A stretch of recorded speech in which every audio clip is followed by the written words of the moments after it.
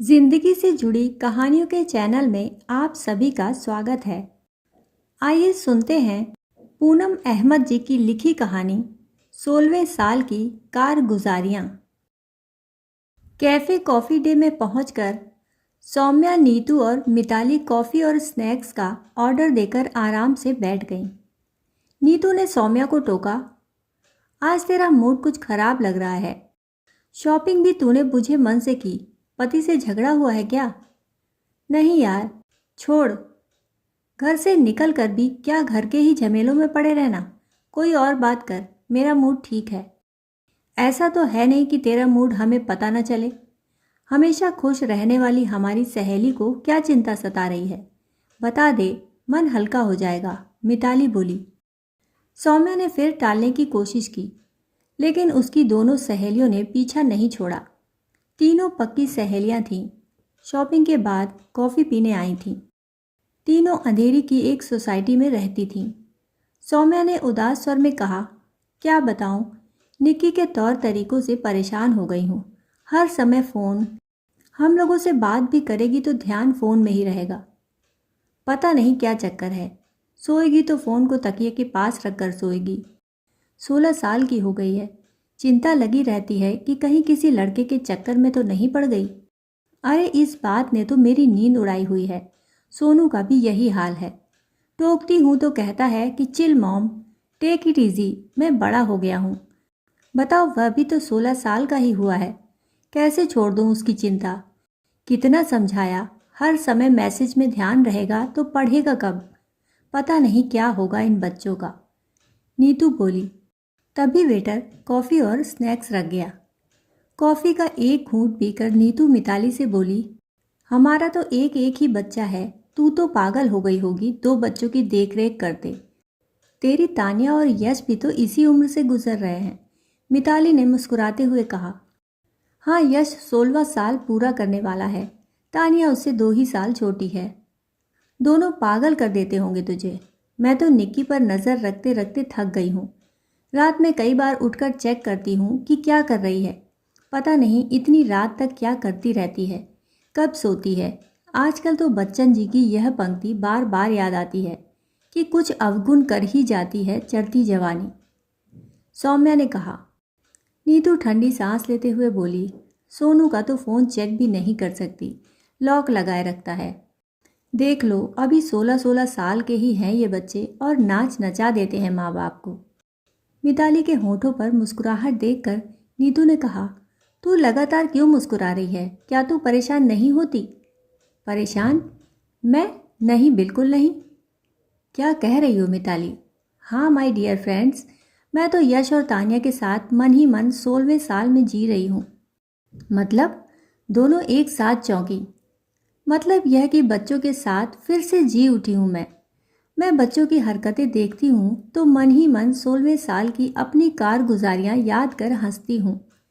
सौम्या मुस्कुरा दी। मिताली ठीक कह रही है। अब हम माएँ बन गई हैं तो हमारा सोचने का ढंग कितना बदल गया है। माँ बनते ही हम अपनी साफ सुथरे चरित्र वाली माँ की छवि बनाने में लग जाती हैं। मिताली हंसी। मैं तो यह सोचती हूँ कि मेरे पास तो आज के बच्चों जितनी सुविधाएं भी नहीं थीं, फिर भी उस उम्र का एक एक पल का भरपूर लुत्फ उठाया। तेरा कोई बॉयफ्रेंड था? सौम्या ने अचानक पूछा। हाँ था, नीतू चहकते हुए बोली। यार थोड़ा विस्तार से बताना। ठीक है, हम तीनों उस उम्र की अपनी अपनी कारगुजारियाँ शेयर करती हैं, और हाँ, ये बातें हम तीनों तक ही रहें। थोड़ी देर रुककर मिताली ने बताना शुरू किया। मेरे सामने वाली आंटी का बेटा था, खूब आना जाना था। मम्मी घर पर ही रहती थी। जब वे बाहर जाती थी तो मैं घर पर अकेली होती थी। बस उस समय के इंतज़ार में दिन रात बीता करते।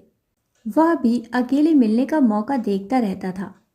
सौम्या ने बेताबी से पूछा, बात कहाँ तक पहुँची थी? वहाँ तक नहीं जहाँ तक तू सोच रही है, मिताली ने प्यार से झिड़का। मम्मी के घर से बाहर जाते ही एक लव लेटर वह पकड़ाता था और एक मैं। थोड़ी देर एक दूसरे को देखते थे और बस। उफ, जिस दिन मम्मी घर से बाहर नहीं जाती थी वह पूरा दिन बेचैनी में बीतता था। फिर क्या हुआ? शादी नहीं हुई उससे? सौम्या ने पूछा। मिताली हंसी। नहीं, जब पापा ने मेरा विवाह तय किया तब वह पढ़ ही रहा था। मैं उस समय उदास तो हुई थी, लेकिन शादी के बाद अपनी घर गृहस्थी में व्यस्त हो गई। पर बेटे यश के हाव भाव रंग ढंग देखकर अपनी पुरानी बातें ज़रूर याद कर लेती हूँ। फिर मुझे बच्चों पर गुस्सा नहीं आता। जानती हूँ एक उम्र है जो सबके जीवन में महत्वपूर्ण स्थान रखती है। बच्चों पर नज़र तो रखती हूँ, लेकिन उसकी रात दिन जासूसी नहीं करती। फिर नीतू से पूछा, तेरा क्या हाल था? सच बताऊं, तुम लोग हंसोगी तो नहीं? जल्दी बता, नहीं हंसेगी, सौम्या ने पूछा। मुझे तो उस उम्र में बहुत मज़ा आता था। जब मैं स्कूल से साइकिल पर निकलती थी, स्कूल के बाहर ही एक लड़का मेरे इंतज़ार में रोज़ खड़ा रहता था। अपनी साइकिल पर मेरे पीछे पीछे हमारी गली तक आकर मुड़ जाता था। कड़ाके की ठंड, घना कोहरा और मेरे इंतज़ार में खड़ा वह लड़का, आज भी कोहरे में उसका पीछे पीछे आना याद आ जाता है। कुछ नहीं, 2 महीनों तक साथ साथ आता रहा, फिर मुड़ जाता। मुझे बाद में पता चला उसका लड़कियों को पटाने का यही ढंग था। मैं अकेली नहीं थी जिसके पीछे वह साइकिल पर आता था। तब मैंने उसे देखना एकदम छोड़ दिया। कभी रास्ता बदल देती, कभी किसी सहेली के साथ आती। धीरे धीरे उसने आना छोड़ दिया। मज़ेदार बात यह है कि फिर मुझे उसका एक दोस्त अच्छा लगने लगा, जिसके साथ मैंने कई दिनों तक आंख मिचौली खेली। उसके बाद भी मेरा एक और गंभीर प्रेम प्रसंग चला। सौम्या हंस पड़ी। मतलब 16वां साल बड़ी हलचल मचा कर गया। 1 साल में 3 अफेयर।